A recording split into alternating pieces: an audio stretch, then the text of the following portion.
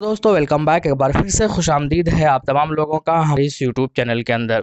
आइए दोस्तों, इस वीडियो के अंदर हम लोग बात करेंगे एआईएमआईएम का बंगाल के अंदर एक बार फिर से वापसी हो रही है और पूरे ताकत के साथ वापस हो रहे हैं, रणनीति बनाकर वापस हो रहे हैं। क्या रणनीति है, किसको समर्थन देने की बात कर रहे हैं, कितने सीटों पर चुनाव लड़ने की बात कर रहे हैं, इसके साथ और भी कुछ अहम अपडेट देखने वाले इस वीडियो के माध्यम से। तो चलिए शुरू करते हैं दोस्तों, शुरू करते हैं हम लोग। एआईएमआईएम पूरे ताकत के साथ बंगाल के अंदर वापसी कर रहे हैं। कब है? सबसे पहली जो सभाएं होनी है वो 27/3/2021 यानी कि इसी महीने के आखिर में 27 तारीख को जो है पहली पब्लिक मीटिंग होगी, पहला सभा होगा असद साहब का बंगाल के अंदर। और उस सभा से जो है एक तरीके का कंपेनिंग स्टार्ट हो जाएगी। और मैं आपको बता दूं, सीटों की अगर बात की जाए तो 13 सीटों पर ही चुनाव लड़ेंगी, 13 सीटों पर ही अपना उम्मीदवार उतारेगा। और वो 13 के 13 जो सीट है वो मुर्शिदाबाद की 13 सीटें होंगी। और वो जो 13 की 13 सीट है वो एक तरीके का मजबूत सीट माना जा रहा है।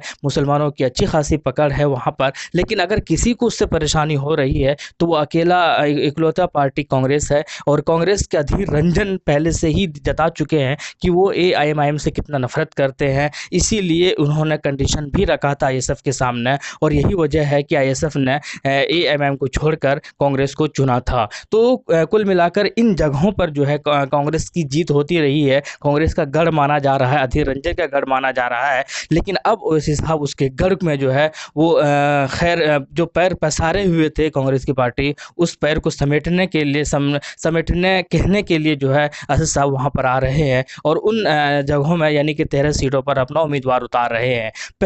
पहली चीज़। दूसरी चीज़ ये है कि बंगाल के अंदर ये भी खबर निकल कर आ रही है और काफ़ी पुख्ता खबर है ये कि बंगाल के अंदर जितने भी दूसरी विधानसभा पर मुस्लिम उम्मीदवार होंगे, जो निर्दलीय यानी जो इंडिपेंडेंट होंगे, किसी भी पार्टी से टिकट नहीं मिला होगा, वो जो उम्मीदवार होंगे जो रिप्रेजेंट करेंगे मुस्लिम खेमे को स्पेशली और पिछड़े वर्ग के खेमे को, उनके साथ जो है समर्थन की बातें हो रही है। जी हाँ, ये बिल्कुल सही है। और इसी के बारे में पुख्ता न्यूज़ है ये। अब ये देखना है कि असद साहब अपनी ज़बान से जब तक कहेंगे नहीं या जब तक ऑफिशियल चीज़ें क्लियर होती नहीं है तब तक शायद मुहर लगना बाकी है। लेकिन कुल मिलाकर ये पुख्ता खबर है, पुख्ता न्यूज़ है कि जितने दूसरे लोग हैं, जितने निर्दलीय मुस्लिम उम्मीदवार है, उनको समर्थन देने के लिए तैयार हो गए हैं असद साहब। और इसी के ऊपर रणनीति भी बना लिए हैं एक बार फिर से बंगाल के अंदर। तो कुल मिलाकर दो अहम चीज़ होनी है। एक तो 13 सीटों पर, मुर्शिदाबाद की 13 सीटों पर चुनाव अपना उम्मीदवार उतारेंगे। दूसरा जो है वहाँ मुस्लिम निर्दलीय उम्मीदवारों को जो है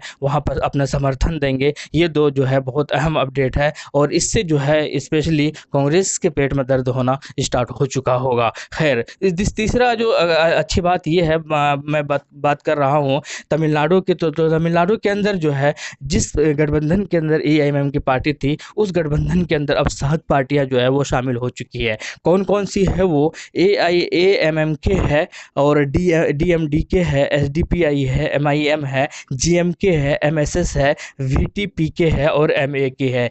सीट शेयरिंग की अगर बात की जाए यहाँ पर तो एएमएमके के हिस्से में 161, डीएमडीके के हिस्से में 60, एसडीपीआई के हिस्से में 6, एमआईएम के हिस्से में 3, जीएमके के हिस्से में 1, एमएसएस के हिस्से में 1, वीटीपीके के हिस्से में 1, एमए के हिस्से में 1। तो ये कुल मिलाकर इस तरीके का जो है एक सीट शेयरिंग की बात हो चुकी है, फाइनल हो चुका है। ये सब चीज़ें प्रचार भी हो रहा है, गाड़ियों के ऊपर सबके सिंबल और झंडे के निशान भी लगाया गया है। और उम्मीद और 3 सीटों पर एमआईएम चुनाव लड़ रही है, ये बात भी आपको पता होनी चाहिए। और उन 3 में से एक सीट पर जीत बताई जा रही है कि तो बहुत ज़्यादा चांसेस है, हो सकता है कि तीनों के तीनों सीट जीत जाए। लेकिन एक सीट जो है काफ़ी ज़्यादा स्ट्रॉन्ग मानी जा रही है। इसके अलावा बंगाल के अंदर बीजेपी ने एक घोषणा पत्र जारी किए और उस घोषणा पत्र में बड़ा अजीब अजीब बातें लिखी है। आपको बताना मैं थोड़ा सा ज़रूरी समझता हूँ। उसमें से पहला ये है कि पहली कैबिनेट में सीएए लागू होगी। ये कह रहे हैं कि जैसे ही कैबिनेट होगा तो पहला जो कैबिनेट होगा उसके अंदर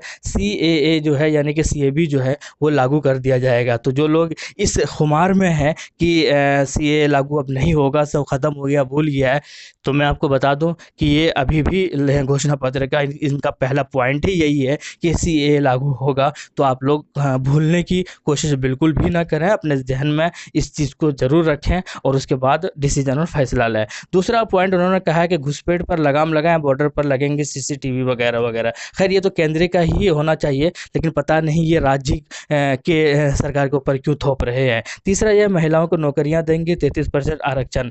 पहले ये कौन सा नौकरियां दे चुके हैं, जो पहले भी इन्होंने 2 करोड़ नौकरियों के वादा कर चुके थे, वो तो खैर पूरा हुआ नहीं। अब तीसरा जो है ये नई तरीके का वादा कर रहे हैं। चौथा ये कह रहे हैं कि किसान सम्मान निधि जो होता है, पहले 6,000 मिलता था हर 2 महीने पे 2-2 हज़ार करके, तो अब जो है वो 6,000 बढ़ाकर 10,000 देने का वादा कर रहे हैं। खैर ये हो सकता है, इसमें मैं ये नकार नहीं रहा हूँ।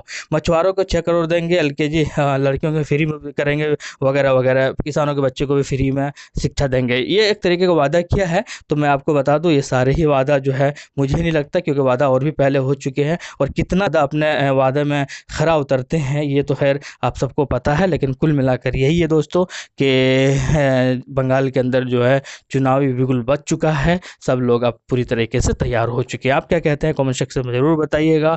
और 27 तारीख को पहला सभा होना है असद साहब का, बंगाल के अंदर पहली मीटिंग होगी, और अभी तक तो ऐसा ही है। और देखते हैं क्या होता है, जैसे ही कुछ नया इन्फॉर्मेशन मिलता है आप तक पहुंचाने की ज़रूर कोशिश करूंगा। शुक्रिया, जय हिंद, लव यू।